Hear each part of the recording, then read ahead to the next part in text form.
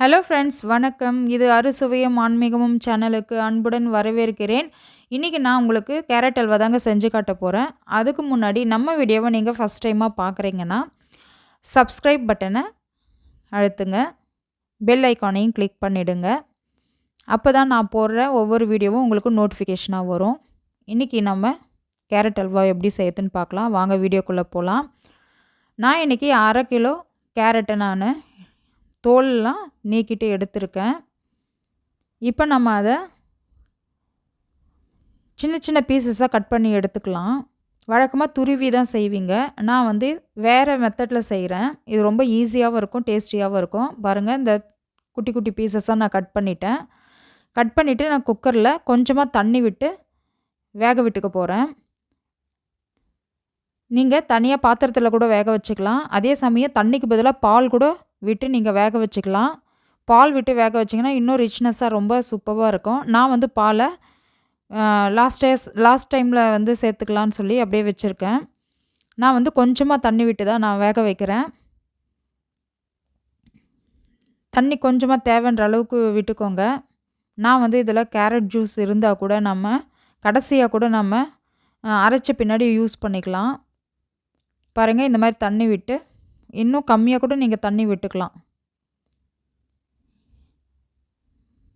பாருங்கள், நான் கேரட்டை வேக வைக்க போகிறேன். ஒரு 3 அல்லது 4 விசில் இருந்தால் கூட போதும். ஓரளவுக்கு வெந்துடும்.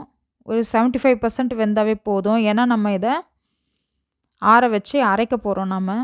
அதனால் ரொம்ப குழைய வேகணும்லாம் அவசியம் கிடையாது. பாருங்கள், நான் வேக வச்சு எடுத்து வச்சுருக்கேன்.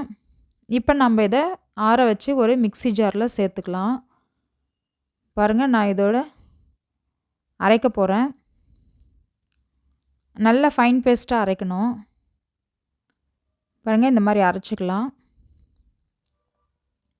இப்போ நம்ம ஸ்டவ்வில் கடாய் வச்சு நெய் விட்டுக்கலாம். எண்ணெயும் விட்டுக்கலாம். ஆனால் அல்வா நெய் விட்டால் தான் நல்லாயிருக்கும். அதனால் நான் நெய் விட்டுக்கிறேன். நம்ம தேவைன்ற அளவுக்கு பிறகு கூட சேர்த்துக்கலாம். இப்போதைக்கு கொஞ்சமாக விட்டுக்கலாம். ஒரு 2 அல்லது 3 டேபிள் ஸ்பூன் நெய் விட்டுக்கலாம். அதில் நான் ஏலக்காவை வறுத்து எடுத்துக்க போகிறேன். பொடி பண்ணியும் போட்டுக்கலாம். நான் முழுசாகவே போட்டுக்கிறேன்.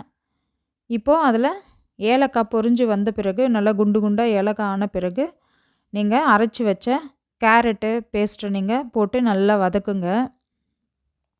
நல்லா கிண்டி விட்டுக்கிட்டே இருக்கணும், எல்லாம் அடி பிடிச்சிரும். இப்போ நம்ம இந்த ஸ்டேஜ் வந்த பிறகு ஓரளவுக்கு வதங்கின பிறகு சுகர் சேர்த்துக்கலாம். நான் சுகர் ஒரு 150 கிராம் சுகர் சேர்த்துருக்கேன். நீங்கள் 100 கிராம் சுகர் கூட சேர்த்துக்கோங்க. நம்ம ஜாஸ்தியாக ஸ்வீட்டில் சாப்பிட்லன்னா நீங்கள் கம்மியாக சேர்த்துக்கலாம். ஸ்வீட்டு பிரச்சனை இல்லை அப்படின்னா நீங்கள் கொஞ்சம் நிறையவே சேர்த்துக்கோங்க. நான் 150 கிராம் சுகர் சேர்த்துட்டேன். இப்போ நான் எடுத்தேன் இல்லைங்களா, அதில் அந்த கப்பில் பாதி அளவுக்கு பால் எடுத்திருக்கேன்.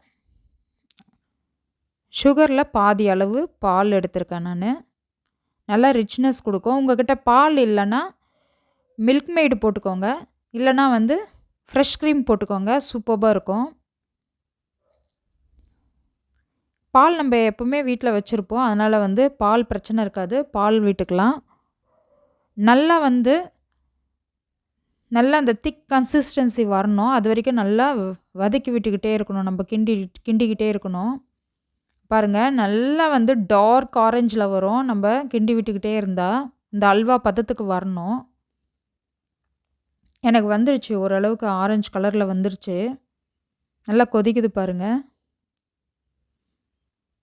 இதை செய்யும்போது உங்களுக்கு நிறையவே கொதிக்க ஆரம்பிக்கும். அதனால் நீங்கள் ஒரு தட்டு போட்டு மூடிக்கோங்க. மூடி எடுத்து கிண்டி விட்டுக்கிட்டே இருங்க, இல்லைனா மேலே அடிக்கும். இப்போ நான் தனியாக ஒரு பேனை வச்சு அதில் கீ விட்டு முந்திரி பருப்பு வறுத்துக்கிறேன். உங்களுக்கு வேணும்னா திராட்சை கூட போட்டுக்கோங்க, இல்லை பாதாம் பிஸ்தா கூட நீங்கள் போட்டுக்கலாம். நான் வெறும் முந்திரி பருப்பு மட்டும் ஃப்ரை பண்ணி போட்டுக்கலான்னு முந்திரியை வறுத்துக்கிறேன். ஏலக்காய் நீங்கள் போடலன்னா ஏலக்காய் பொடி இந்த சமயத்தில் சேர்த்துக்கலாம். நான் முன்னாடியே ஏலக்காய் போட்டுட்டேன். பாருங்கள், இந்த கன்சிஸ்டன்சி வந்துடுச்சு, அல்வா கன்சிஸ்டன்சி வந்துடுச்சு.